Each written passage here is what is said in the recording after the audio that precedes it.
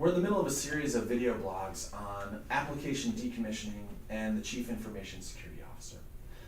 In the first post, we talked about the 6-step process for decommissioning applications and why that's important, particularly for the Chief Information Security Officer.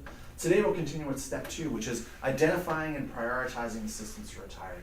Now, there isn't really an industry best practice about how to do this, some sort of off-the-shelf template you can use, but at the very least, think of it as something like a configuration management database, if you're familiar with that term, which is essentially an inventory of all the systems that IT has and maintains along with key information about them. And so for application decommissioning, you would take the typical fields that you have in a CMDB, like application name, software platform, hardware platform, version, all of that, and add to it some other information like who's the business owner, what are the business processes that it supports, what are the high-level information types in there, claims versus billing records versus client demographic data, some of the data security aspects of it. Is this private, confidential, public? Any of the archiving and backup protocols that go into it.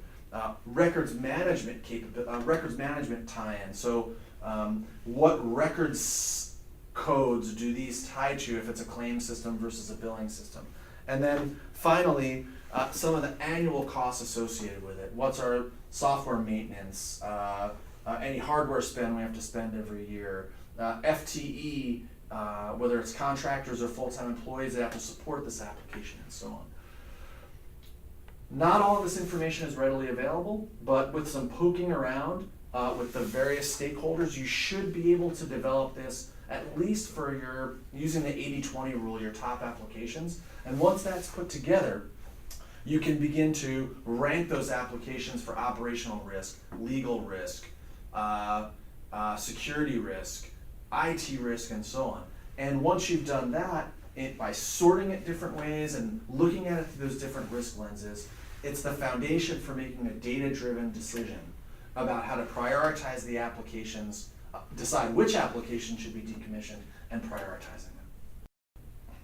In the next video blog, we'll go on to step 3. But hopefully you found this useful, and we look forward to seeing you in the next video. Thanks.